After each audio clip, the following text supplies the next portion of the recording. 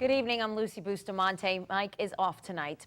Well, it was a program that was designed to help the city's poor and elderly people and touted by Mayor Ray Nagin as a way to clean up storm-damaged property. But who actually benefited from the service, and why can't even a top city official completely answer new questions about it? Lee Zurich has more in this 4 Investigates report. There's that greenhouse that was totally torn out. Mira Piku and Stanley Garafello say they're still not finished repairing the damage caused by Katrina's winds that ripped through part of this property on North Rampart Street. We got total roof damage, gutter, trees falling. But they were shocked to see the Faubourg Marigny home on a list given to Eyewitness News, a list of homes a nonprofit claims their contractors remediated using city and federal money they allege to have gutted, boarded up, even cut grass in more than 1,000 homes. I would unequivocally say that that's a false statement. There was no help. I think somebody's lining their pockets. Screaming and hollering. In 2007, Mayor Ray Nagin urged low-income and elderly New Orleans residents to sign up for his home remediation program, a $3.5 million program run by New Orleans Affordable Home Ownership, a nonprofit that's actually a city agency. A City Hall press release from last year says the remediation program uses, quote, community development block grant funds to gut and board up to 5,000 homes of seniors and families with low to moderate income by year-end 2007. But did the program accomplish its goals? Program may be not legitimate. Community activist and internet blogger Karen Gadbois started following New Orleans Affordable Home Ownership, or NOAA's program, shortly after its inception. I wanted to go to a house and see it working. I wanted this program to work, and I didn't see it. Gadbois and Eyewitness News reviewed pages of material provided by the nonprofit that detail every property they claim to have remediated. One document even lists the cost. What we found, Gadbois calls startling. City records show these duplexes in Hollygrove are owned by a man who lives on Carrollton Avenue and used to rent them out. Under the plan's guidelines, that alone would likely disqualify him. But the units haven't even been gutted since the storm. NOAA still says their contractors did $5,000 of work to them.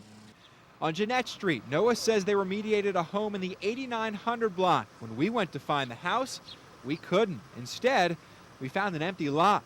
Well, that house been torn down over there, way before the storm. And there's more. NOAA documents show a house remediated at 8741 Apple Street, a property that doesn't exist. On the NOAA list, this house on Willow Street, owned by Orleans Metropolitan Housing and Community Development, a charity connected to Congressman William Jefferson and his brother Mose. We also found this property on General Pershing in one set of records. It's owned by Clorth Wilson, who happens to work for the city of New Orleans in the Safety and Permits Department. We reach Wilson by phone at his City Hall office. He says New Orleans Affordable Home Ownership did no work to his home following Katrina. He says all of the gutting and boarding up was done by him. On the West Bank, NOAA claims to have done almost $1,700 of remediation to a property at 1301 Brooklyn Avenue. It's unclear if that property is this empty lot or the warehouse behind it, which belongs to Mardi Gras World. I don't think those agencies, people or individuals were applying for free gutting. The owner of this home on Law Street says she didn't apply for help and NOAA didn't do remediation work, even though this sign recently popped up on the house, almost 12 months after the program shut down.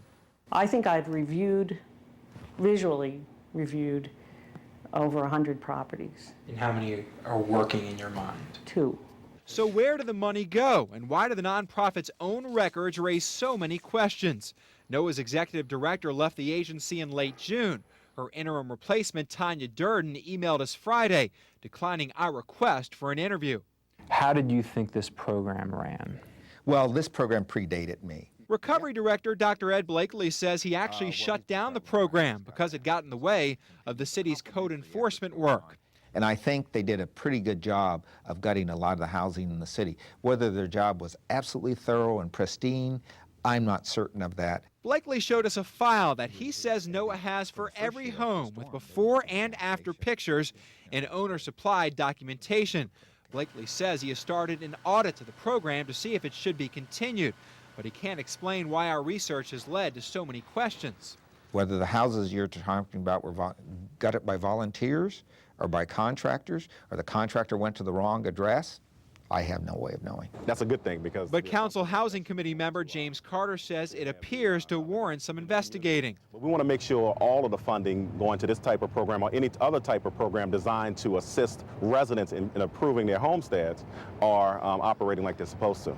Karen Gadbois calls this program's intentions valuable to recovery, its execution distressing. This one story was, for me, emblematic of the dysfunction of the recovery and the city's engagement in the recovery. Because this was a real first step towards putting resources into our housing stock. Instead, Gadbois says she's still trying to find out just where the more than $3 million handed over by the federal government actually went.